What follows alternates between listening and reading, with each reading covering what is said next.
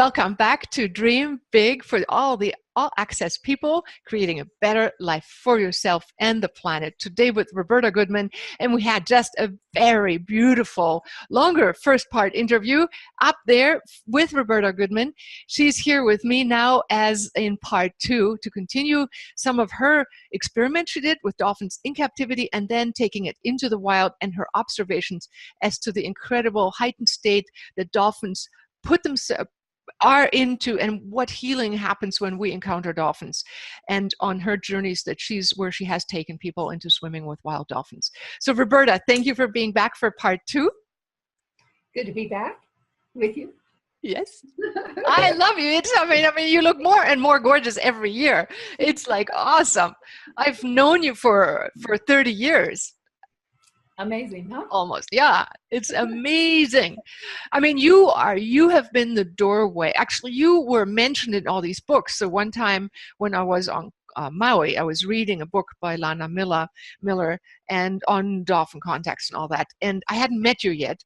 And you're in so many books. Everybody mentions you. Everybody refers back to you. So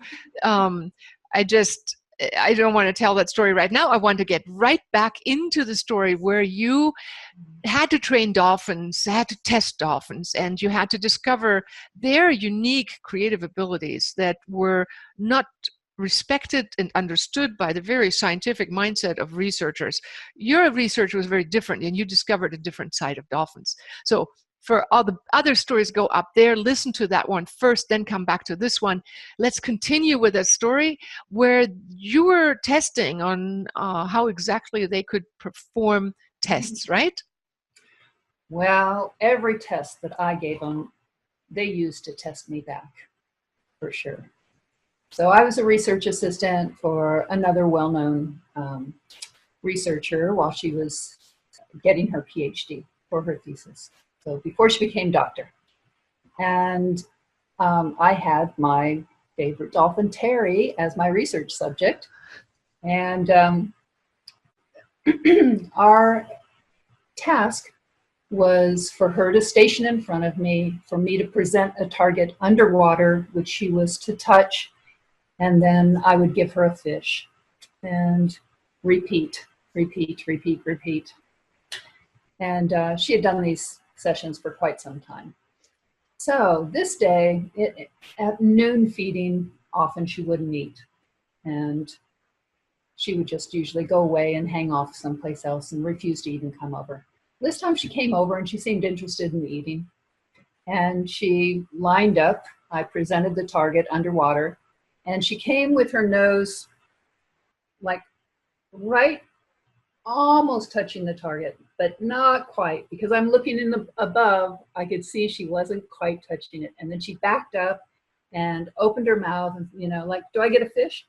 And like, no, Terry, you did the target.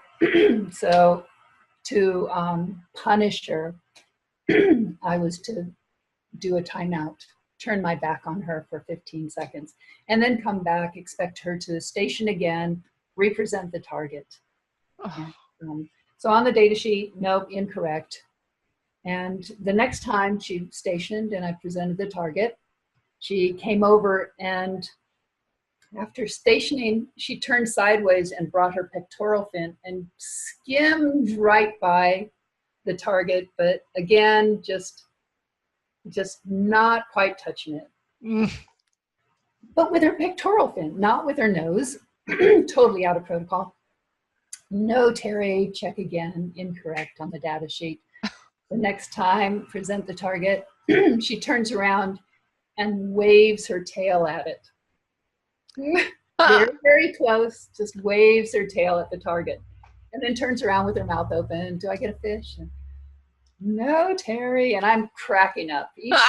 Just a joy to see her do this. Incorrect.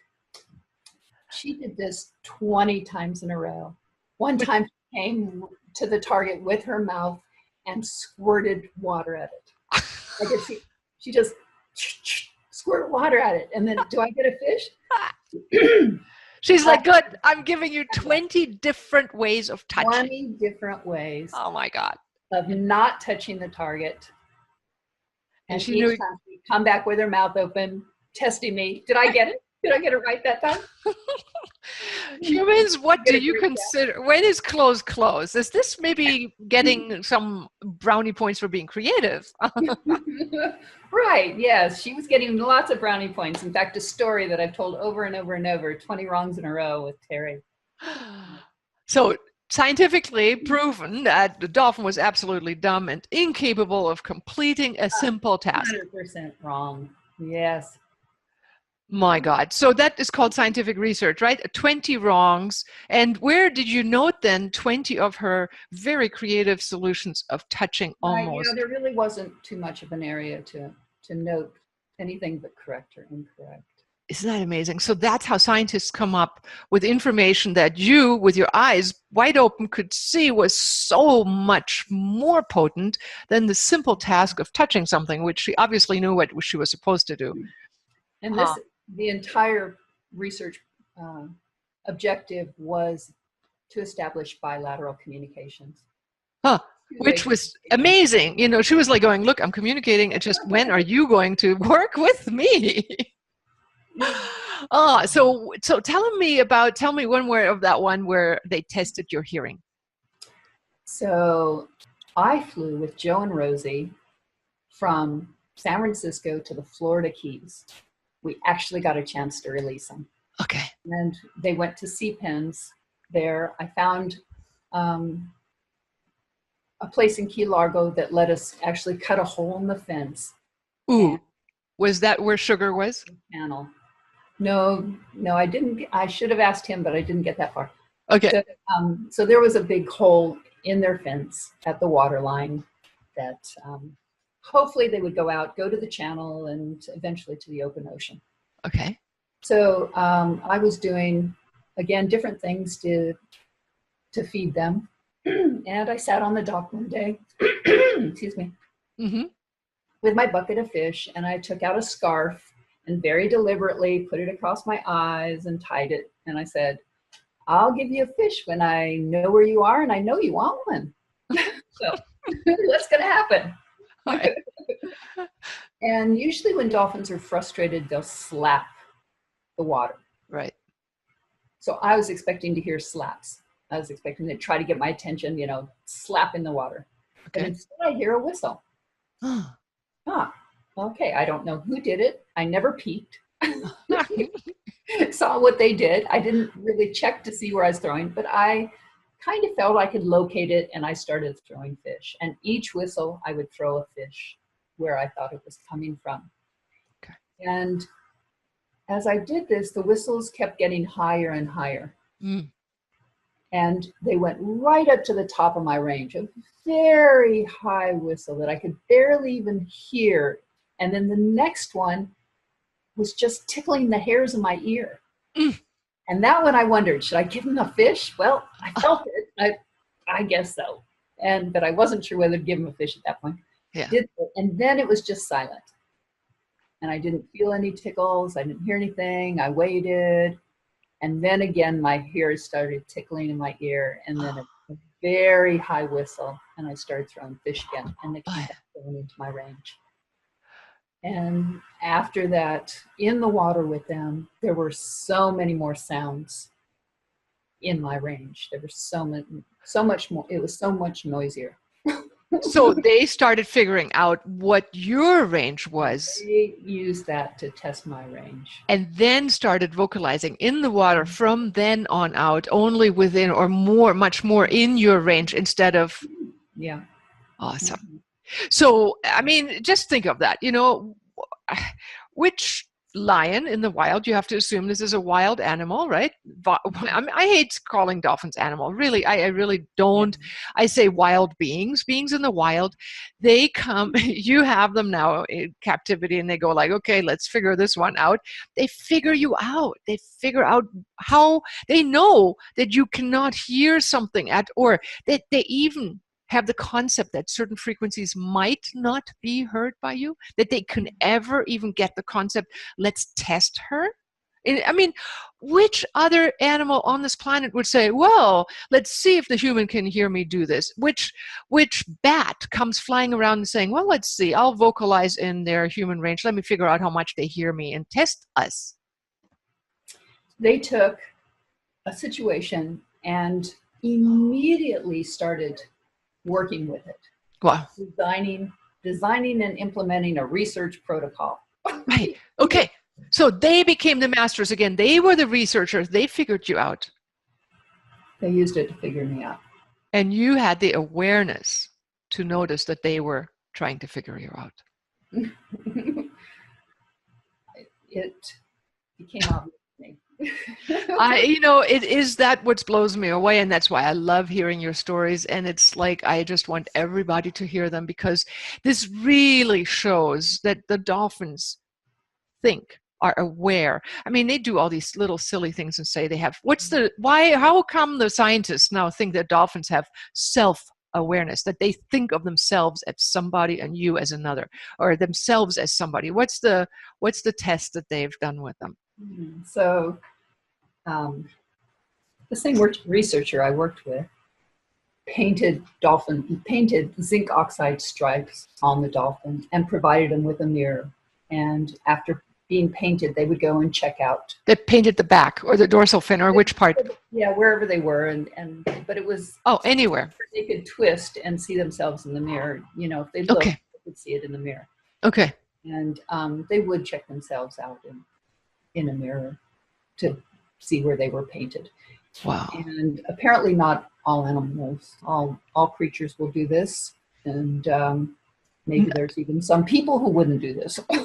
So most other animals won't go and check in the mirror. Wait a second, I have a stripe on my back. They would not. No, not so much. I mean, I can't imagine. You paint. Octopus might. They're very intelligent. They did a self-aware test on octopus. I didn't read what it was.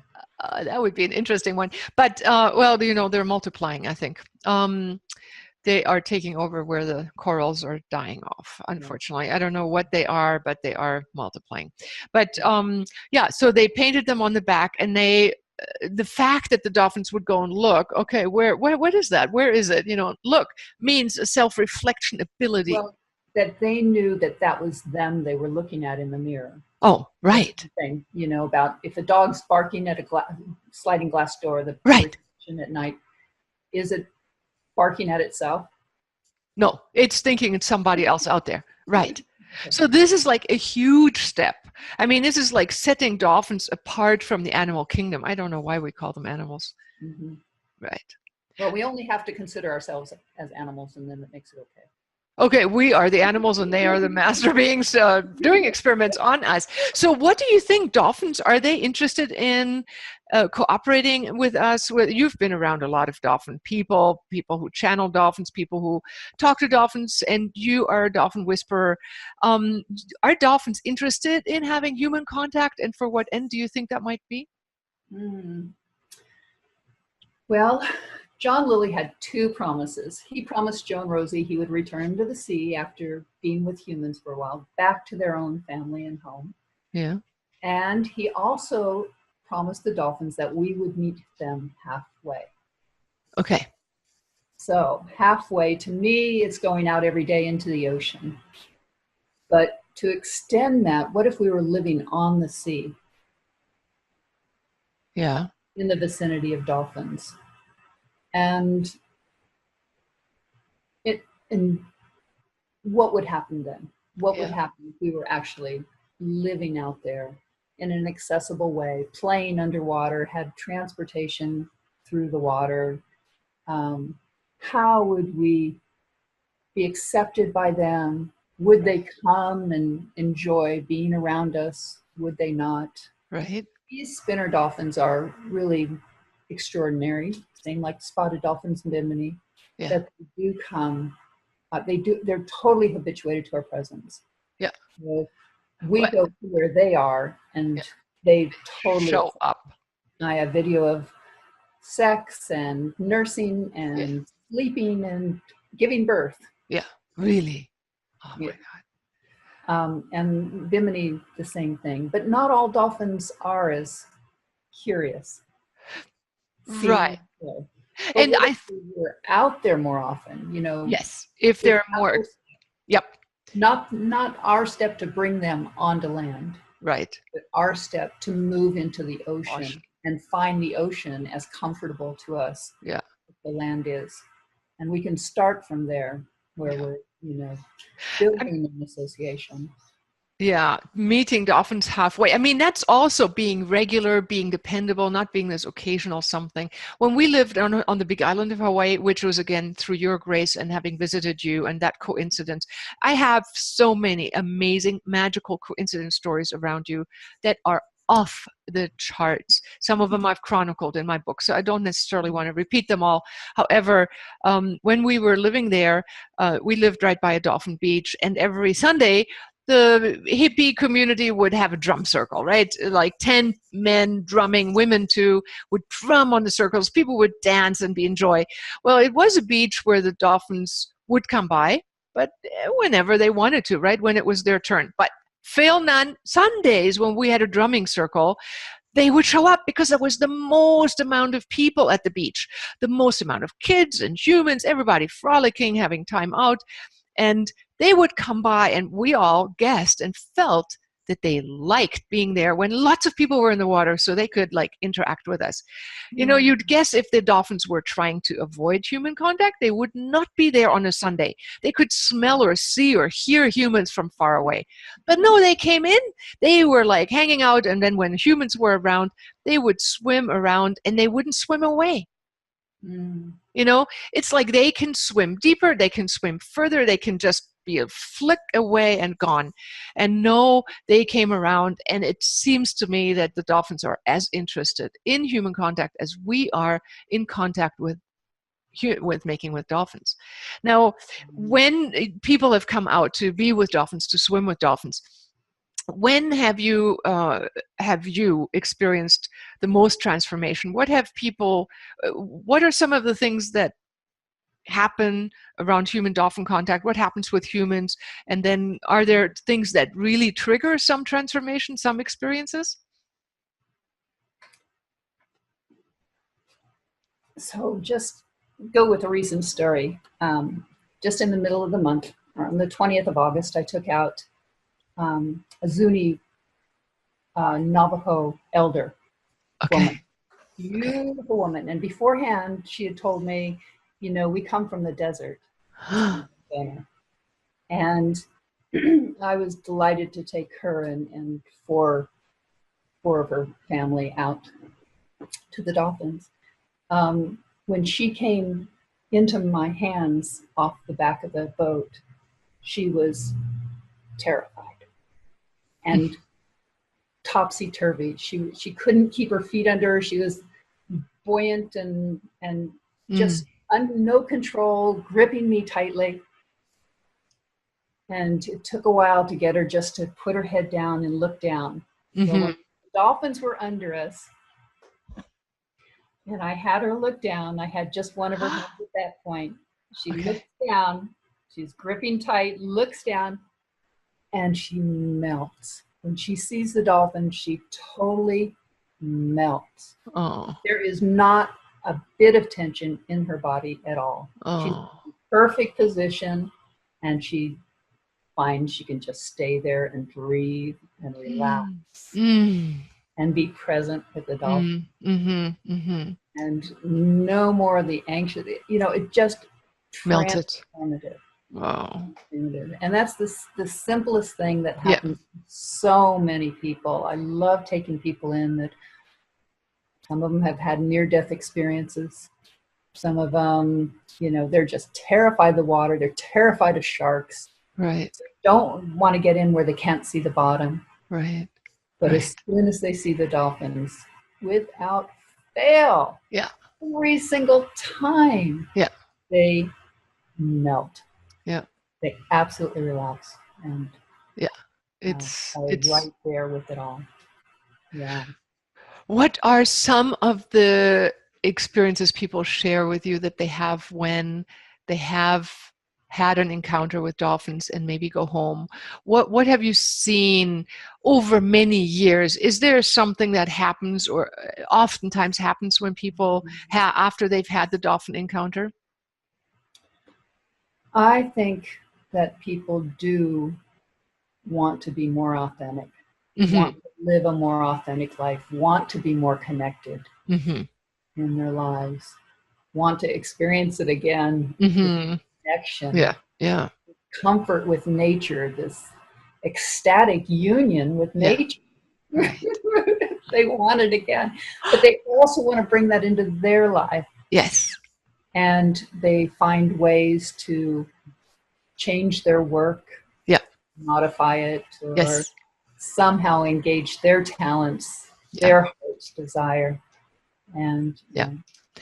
And this is this for dreaming big, to get in touch with your heart and your authenticity and who you are first. Yeah. Before letting those dreams go, and then seeing yourself in the future you want to create. But start from the heart and authenticity. You know, my dreams never included money.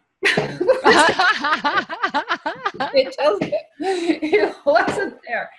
And you know, I've had an amazing life and had amazing opportunities that doors just opened with dolphins. And I kept getting called back. I lived in Nashville for a while, got called back to Key West. And the true passion comes alive. So find what you love and find how to share it. How are you going to share what you love? Yeah.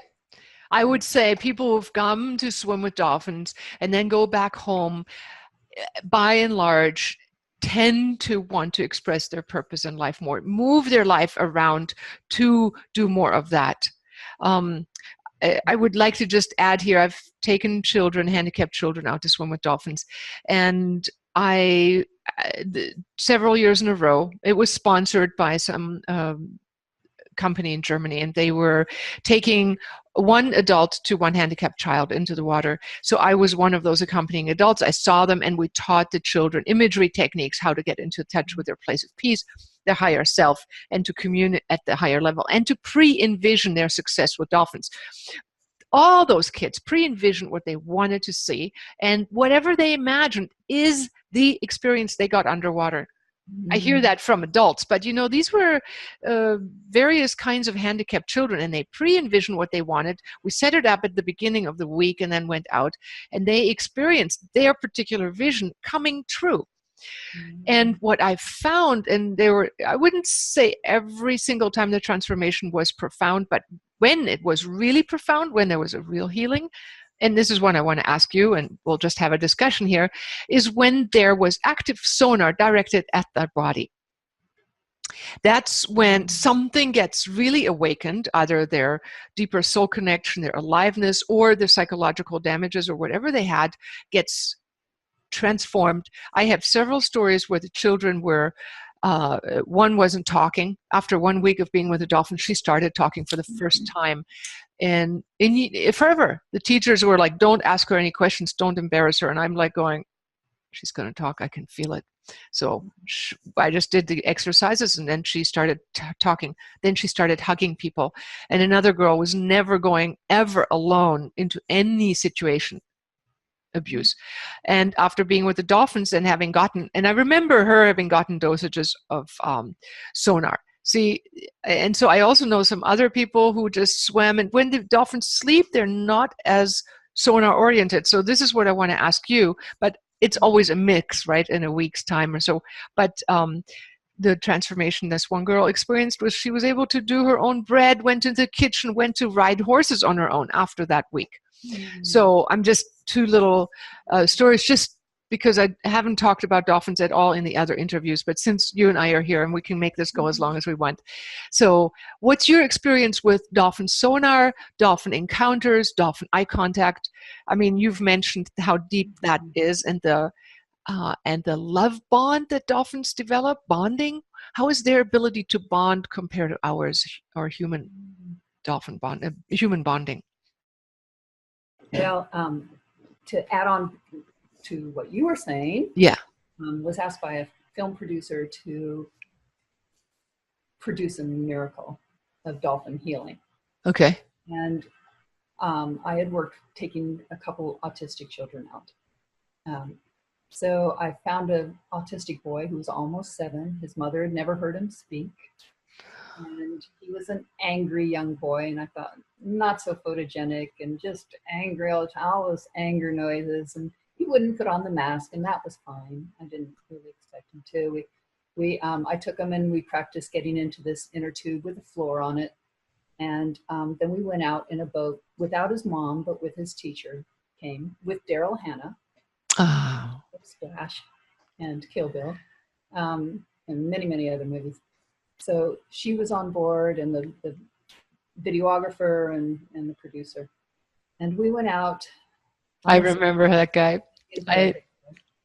And we were with a pod of about 200 dolphins.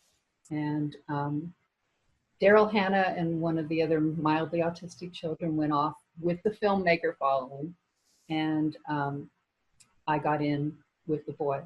He first went into the inner tube, and then he wanted to come into my arms. So he came into my arms. And I'm holding him in the water.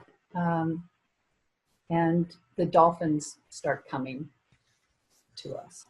And they surround us. I wasn't able to put my face in the water or head in the water. I just was holding them up above, but I could hear the dolphins. So they're making all this sound around us. I know they're going right under us. Dolphins are appearing around us and next to us. Wow. The dolphins surrounded us. And I said, look, the dolphins. And he got so excited and squeezed my arms, and his feet were clutching around me. And he wouldn't look up. He just put his face down, but I could feel him just vibrating. Yeah. And me too. I just started vibrating, and there seemed to be this beam of light that just shot up. And I knew this is purpose. It just, this is purpose. This is what purpose is. Yes. Oh, wow. Perfect alignment. Wow. Yeah. So the dolphins went away. We got back on the boat. But he came back. The filmmaker finally came back. Very good. The filmmaker came back. Daryl Hannah got on board. And we went back. And from, as we approached the harbor, the mother was out there on the point. And she could see something different as her son recognized her from a distance and acknowledged her from a distance. Oh. And on the boat, it was only joy with him, coming and going. He was holding a noodle in the water and letting it run through the water, running from one side of the boat to the other, and just pure joy sounds. Wow. Never an angry, frustrated sound at all. So got back, and they went while they were driving home, and they went past his kind of caretaker, guardian guy's house. He said, John's house. For the first time. For the first time, spoke for the time. Oh my God. He came back out with us at Kealakekua Bay right from shore. He got in from the rocks. Whoa. But going to the rocky beach, there were 2 like rocky paths. Yes. And I go, which way would you like to go? Either way is good. We can go either way. And he looks at them both and he goes, way. Wow. So I heard him speak. That was wow. It. And then we take him out in the inner tube again, and my daughter Harmony is on one side and I'm on the other side. And I said to him, when you see the dolphins, let me know, because you can see them up there. Let me know. Say, dolphins, I see them. He said that. No, I said. No, that's what you told him to say. Okay. So we're floating out, and I see a dolphin jump in the distance. And he goes, he's looking down in the inner tube, and he goes, sees them. That was the second time he spoke. Wow. Right there. To you that day. Wow. And he was speaking several times every week after that. Wow. But his mom had heard that dome homes are really good for autism. Really? And so they moved into a dome home, and he began speaking every day. What? Yeah. Well, I live in a dome home. This is a dome home, geodesic dome home. And what Don and I have as a basic rule is like we can't afford getting really mad or angry in here. It amplifies thought energy, and it's you have to have it purifies energy. It's like it is so amazing. So really, Hmm. dome homes affect autistic children better. I wonder why that is. Any idea? Yeah. Curvatures, Yeah. dead space. There's no dead space. Like you say, it amplifies maybe. I don't know. Yeah. That's true because I mean, with a square room, your thoughts go, eh. In a dome, you go like round and round and round. There's no pattern that is stable. Mm. There's no routine. There's no rut, even though it's a pattern. I mean, it's amazing story, Roberta. I had not heard that one. I had heard the setup because, the guy, actually, that's how I connected with him originally. And he got, for some reason, I think he took a seminar of mine, and then he got this idea. He wanted to get this film done, and it was about dolphins and communications, and he was getting Daryl Hannah and I connected him with you. I mean, it's amazing. I'd forgotten that story.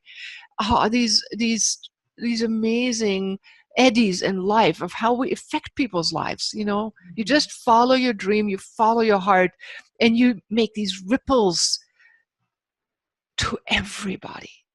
Mm. Wow, Roberta, are there, so dolphins are very social creatures. I mean, they are very sensitive to etiquette. Now, I remember, and this is a captive dolphin story which exemplifies it, so let me tag that one and then we can take it into the wild. You told us once this story where um, when you did anything wrong that they taught you not to do, they would like smack you, da da da, don't do that, da da da. But if a newbie came along, a person who'd never been in the water, and he comes in there and does all the faux pas, the bad things, he could got away with it. Can you retell us that in your own words and the meaning that you got from that? Yeah. Joe and Rosie were also very aggressive with people. They had hundreds of people get in the water with them. This is one of the things that John Lilly did do. This is in 1980 to 1984. He had one of the first swim with the dolphin events or, Mm-hmm. or, uh, or opportunities. Yeah. And all you needed to do is know someone and be invited. And it was free. And you could swim as long as you wanted or until Oh, they kicked you out of the tank. wow. Wow. It was an extraordinary opportunity. Right. Hundreds of people took advantage of it. Many celebrities came. Wow. And one by one, though, their favorite people were getting hit unpredicted without the people knowing, having any idea what they did wrong.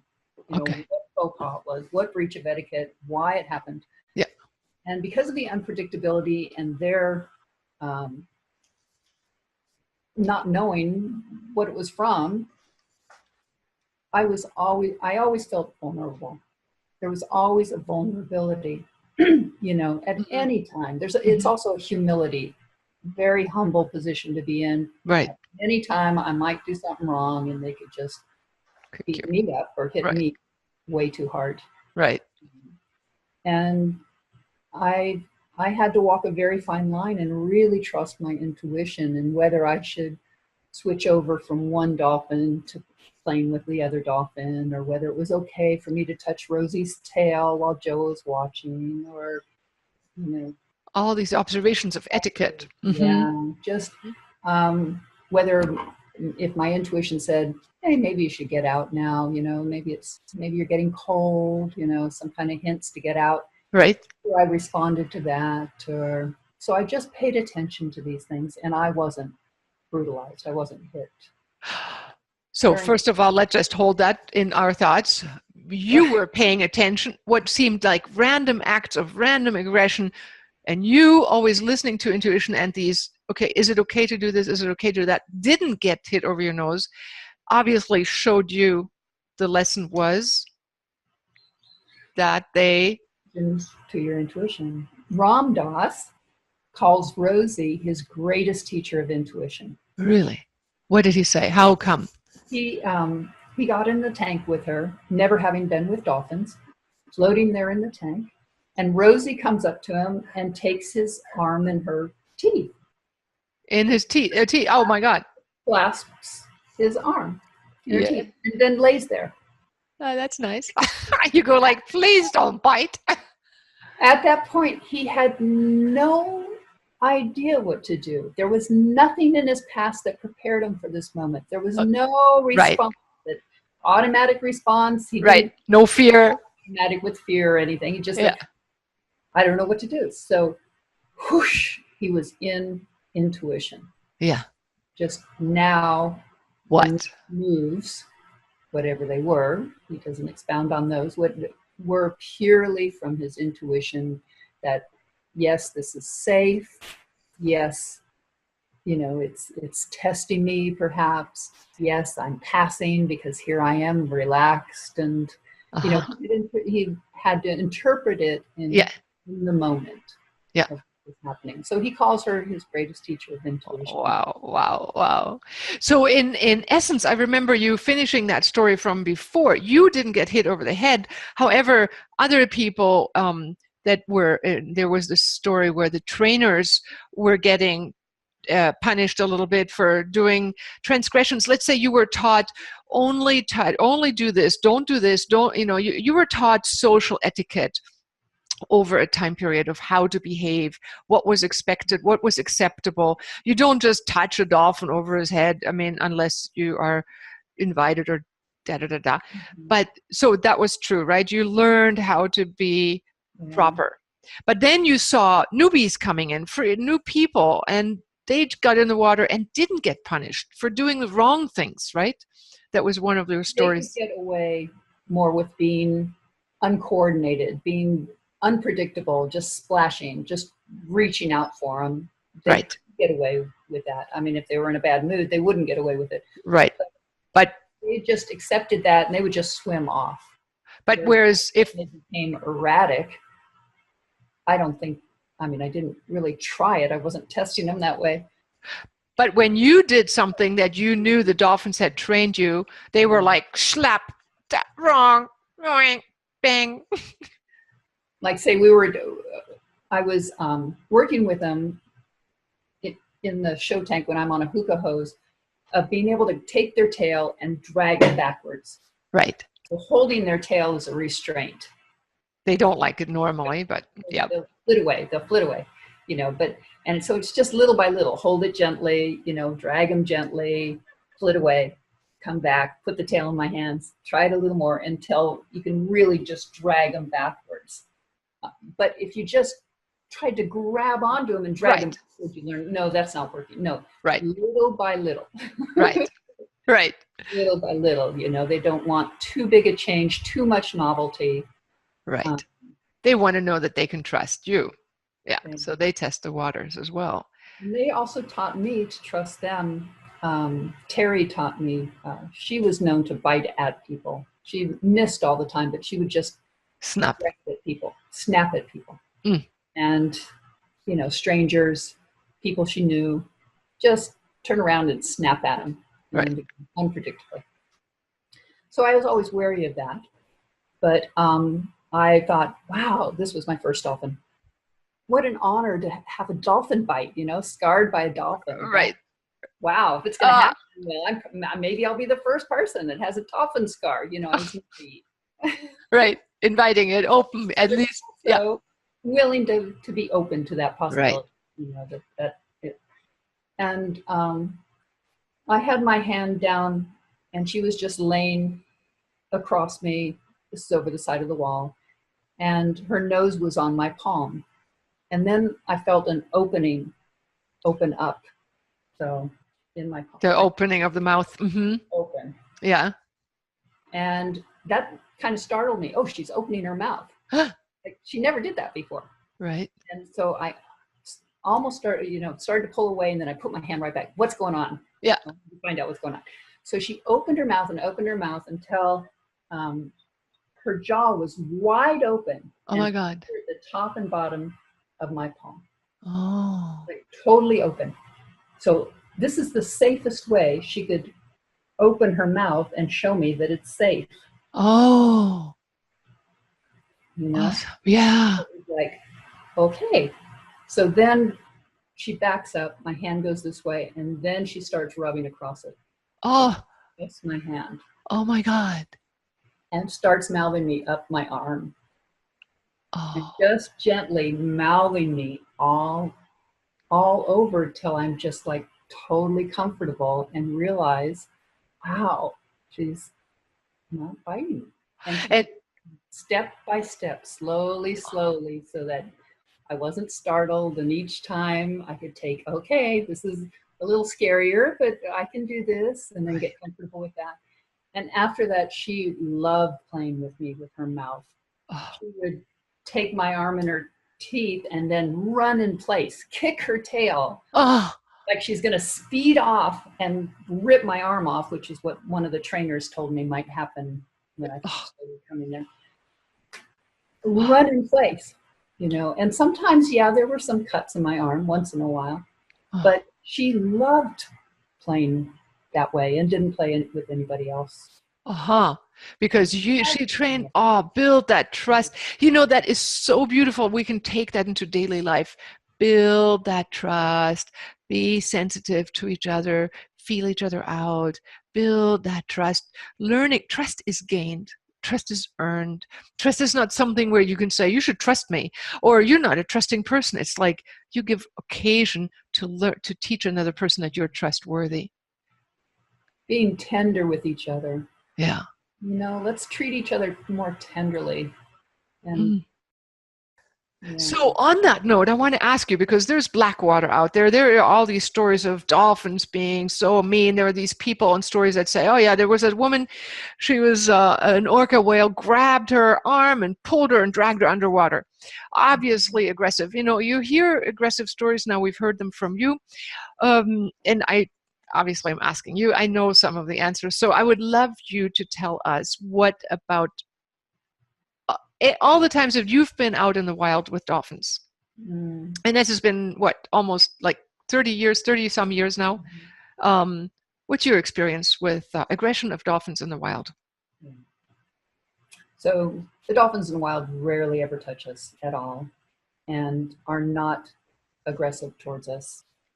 The most aggressive thing that they'll do, swimming in front of us, they would scissor kick their tail sideways, and it's a, you know, it's a karate chop kind of thing, but not touching us. Not And touching that's us. the most aggressive behavior that I've seen a dolphin do in the wild. Yeah. Or they'll slap the water, make a sound. You know, that's with each other. Like, you know, they'll tell each other, okay, back off. You know, they make a large sound and they're sensitive and they go. But, you know, that I haven't ever seen any dolphin aggressively attacking any humans. And I want to mark, I've had over 1,000 hours underwater. You've had way more than that. That is a lot of contact with dolphins in the wild. And I want everybody to hear that. We have not known anybody, nor seen anybody, nor ever experienced it ourselves. Dolphins I have seen it, stand in front of me and open their jaws and clap it a little bit, which says, look, off, I'm feeling intimidated. Don't get any closer.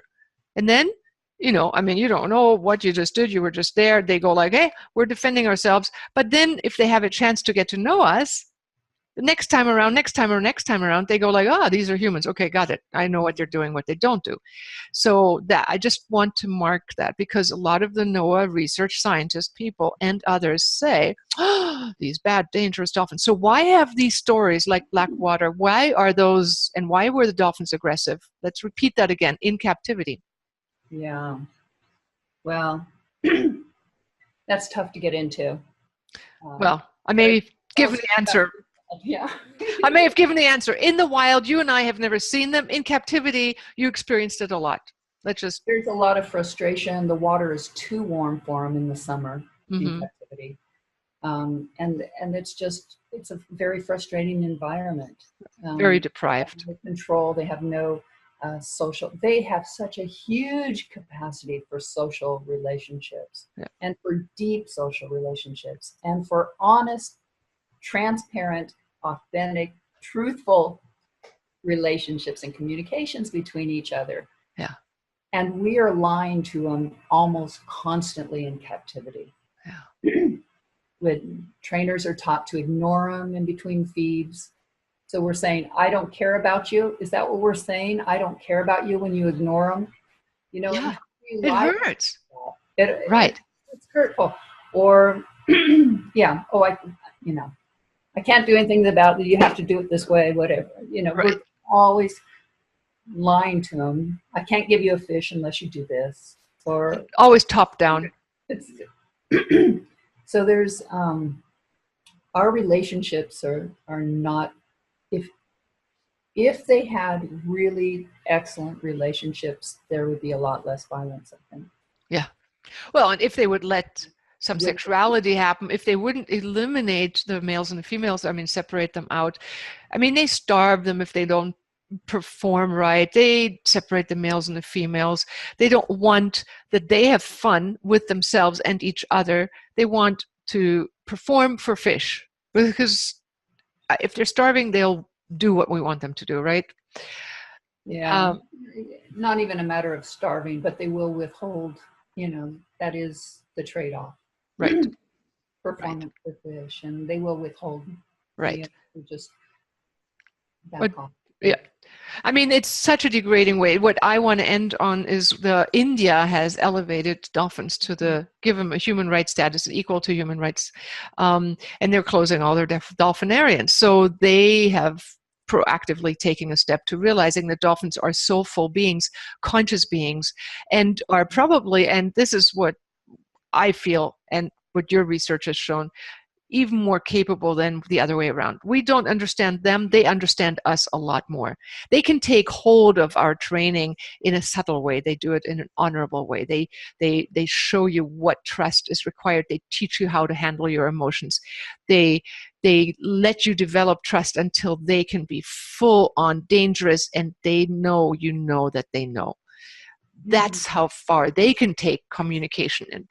And of course, in the wild, you have this super being connecting with you, giving sonar. And I think the sonar, would you agree with me that sonar activates maybe our DNA or something within us that is something potent?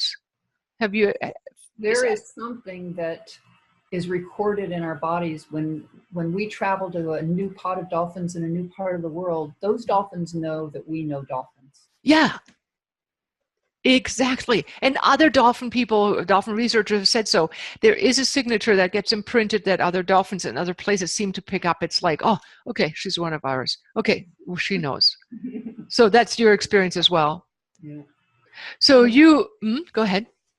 And about personhood, all these stories are telling of a person, Yes. their creativity, their ability to assess their environment and what's in it and their opportunities to change their behavior, to change their thinking, their adaptability, and they have every emotion we do, or they have many of the emotions we do. They do hope, they have resignation, they have right.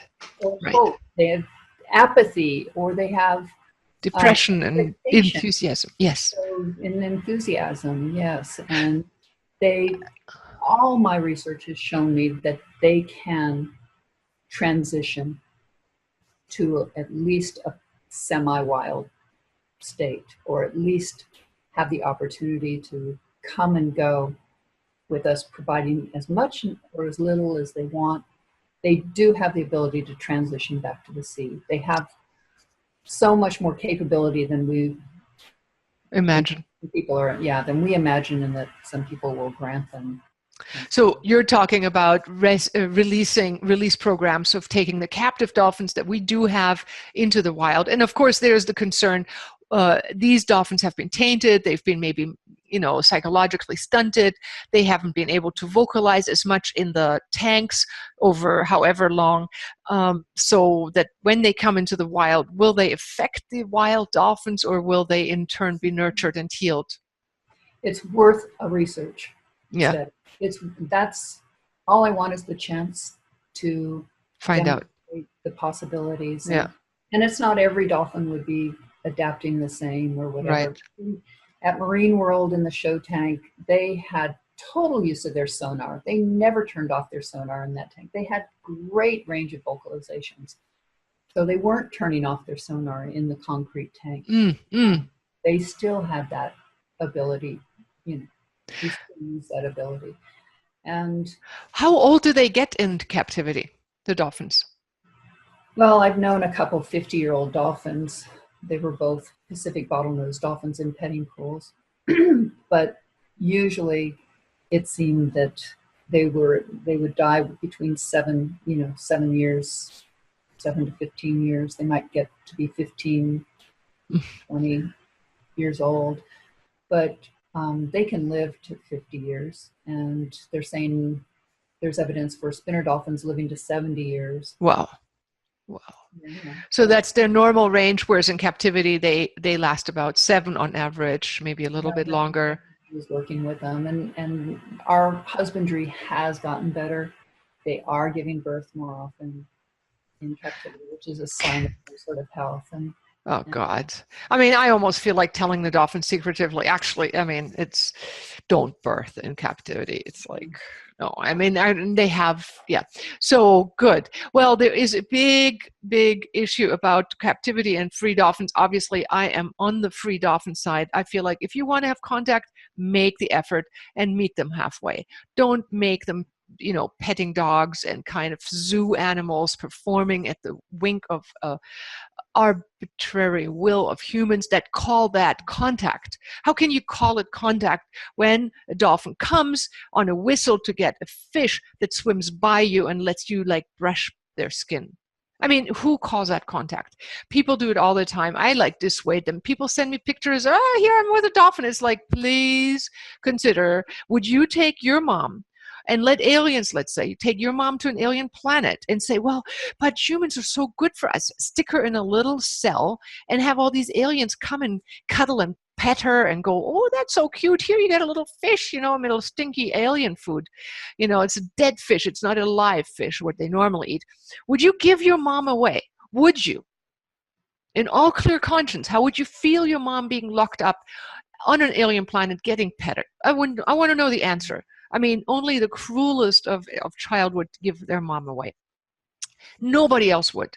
So I want us to consider that same question. Would we, if we don't want to give that away to our daughter, to our son, to our mother, parent, anybody, let's not do that to anybody else that has the kind of conscience and consciousness that we experience from dolphins.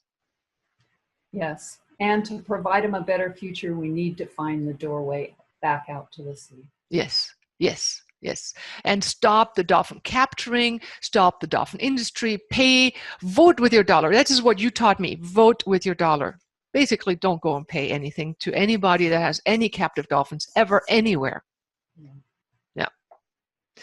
And I know that you and I didn't go to a conference where we were invited to get a big stage, and we didn't talk because the people organizing it had captive dolphins and wanted to invite people to come swim with captive dolphins. And you and I were told in contracts not to say anything negative like I just voiced.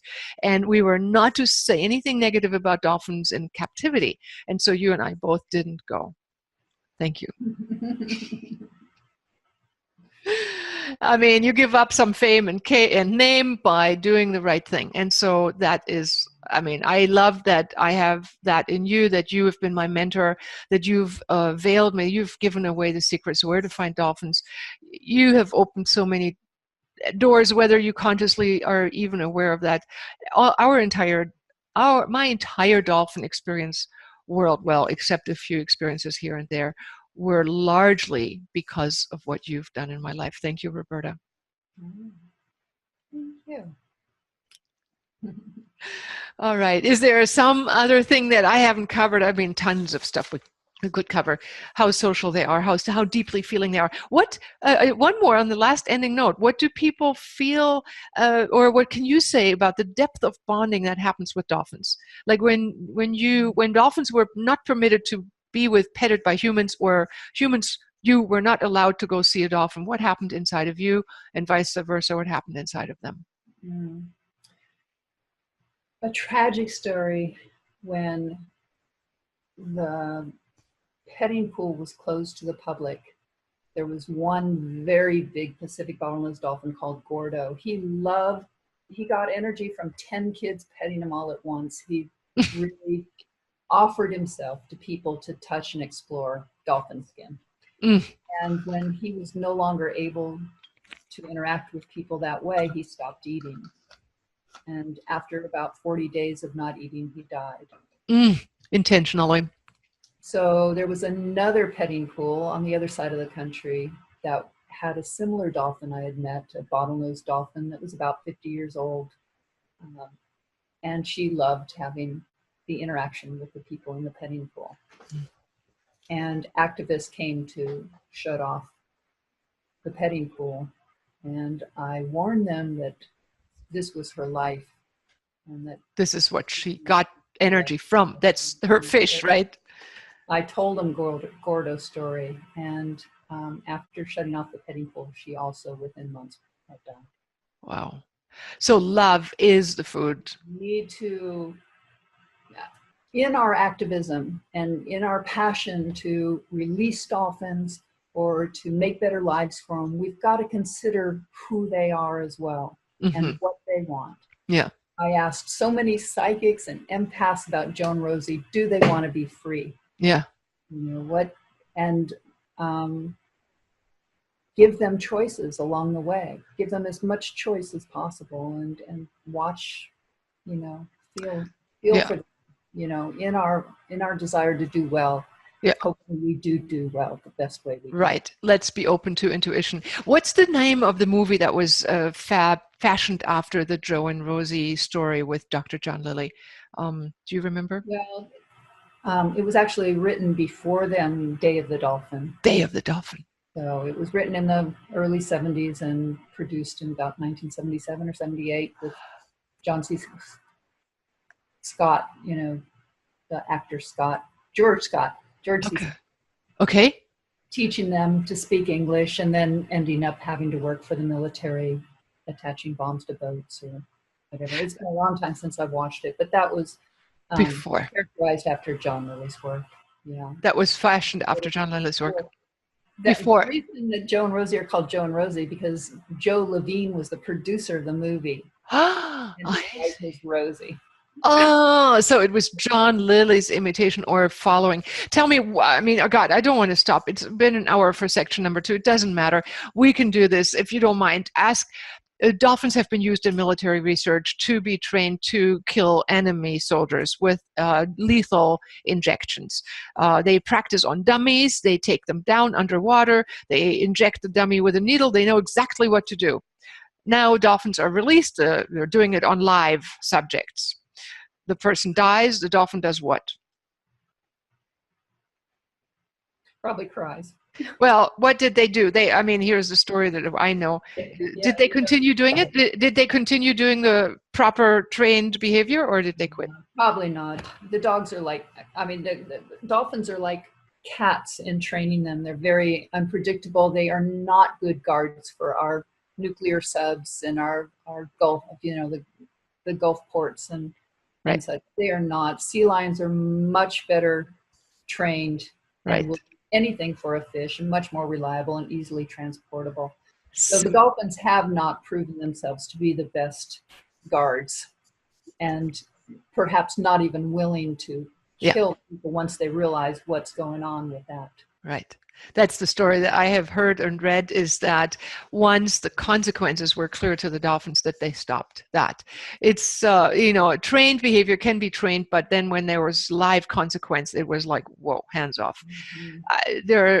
And so the Navy has indeed switched to SEALs, who are much more simple-minded and will do whatever they can do to get a fish. They don't know the relationship between needle, other person, and injection and death. It is like that connection requires a bit of a brain. So that's pretty potent. I just thought I would throw that in. Do you see any danger with all the plastic we're dumping into the ocean and the ocean pollution? Of course, yeah. I've seen dolphins with plastic around their noses. Oh. And okay.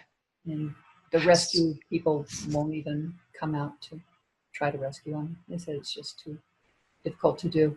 But you might have seen the video of diver rescues dolphin. I know the photographer, the Yes. videographer, and the man doing it. The Really? bottlenose dolphin came down in the dark in a manta ray night dive and presented his pectoral fin that was wrapped in fishing line, and a hook was in his fin, Yeah. and let the diver move him around, unwrap him. The dolphin went up and took a breath, came right back down to him, let him finish taking all the wire and or the fishing line. Oh my God. Whatever. That is so amazing. Yes, I've seen that footage, and I hope people have seen it. I don't know if I can attach it somewhere here, but so that was a wild dolphin having the wherewithal to say, they can fix it, I will cooperate, they take it out, I'll breathe, I come down. I mean, that's like, wow. That is like so, I mean, their brain capacity, I mean, they're the bottlenose, I mean, they have 1,600 grams of brain, the humans have 1,200, quite a bit bigger. Even the surface structure, if you took that gray matter and stretched it out, theirs would be much bigger than ours. It's totally convincing, and yet at the same time, the manta rays will also allow this same diver who's out there all the time take hooks off of their fins, and yeah, Right, but I mean, and no brain at all, or very little brain. right, So there's this mystery still as to where consciousness is located. Yes. Yeah, but their brains are totally amazing. They have pod consciousness wired into their brain. They know exactly the brain structure that is responsible, more or less, for pod consciousness. Really? That everything they do and everything they sense is right adjacent to the system that records or registers feelings and intentions of those around them. That system, the limbic system, registers feelings and intentions of those around you. So in tune with that, and it's cortically adjacent to the motor areas and the sensory areas, like right adjacent, which usually means more connections, faster, more complete involvement in both areas. So everything they do, everything they sense is filtered through, or the information is added of the feelings and intentions of those around them. Okay, so they're sensing and filtering movements, behaviors through from that level of the brain through the filter of what are the intentions, what is the meaning, what is the feeling, and that's larger developed in them. I mean, we really need to grow up as humans and realize that planet Earth has a lot of conscious beings on this planet that we need to discover and learn from rather than being the dominant being. And it would be my prayer that we can evolve ourselves to such a degree that we open those brain parts within ourselves that are still dormant because we're not using all our brain as much as we could. So our species can still make quantum leaps. We could turn out to have quite a bit more capacity than we're currently displaying. And it feels to me that when people have swum with dolphins and have been exposed to their sonar, it opens up some things that are still dormant in us as humans and become activated. So, yes, take the advantage. Go swim with dolphins while the opportunity is there before their special interest groups are trying to close the doors and make more money from captivity. Honor the dolphins. Go halfway their way. Vote with your dollar. Don't give into the ease of getting into dolphin captive places to feed off of fish that make them do something that you think sounds like contact. No, make the effort. Contact them where they live. Anything? Yes. Perfect. Yes. Yes. That's our appeal, right? You taught me that. Vote with your dollar. Right. Yes. And you taught me another thing is go into ecstasy. Dolphins respond to ecstasy, and you can call them in etherically, you can call them in on the water. But if you open your heart and become available to that contact from the higher frequency, it will come into your life. There you go. Yes. You taught me all those things. Awesome. So to get in touch with you, first of all, your free download is above. That's how you can sign up also for the newsletter with Roberta. And then here down below, we have the link that goes straight to your website, wilddolphinswimshawaii.com. Super. Come visit me. Yes. Looking Yes. forward to seeing you with the dolphins. Yes. And you will go out with dolphins also in Bimini. So all that information is on your website, right? Yeah. Awesome. Yeah. Thank you. Okay. Thank you. Thank you. Thank you. And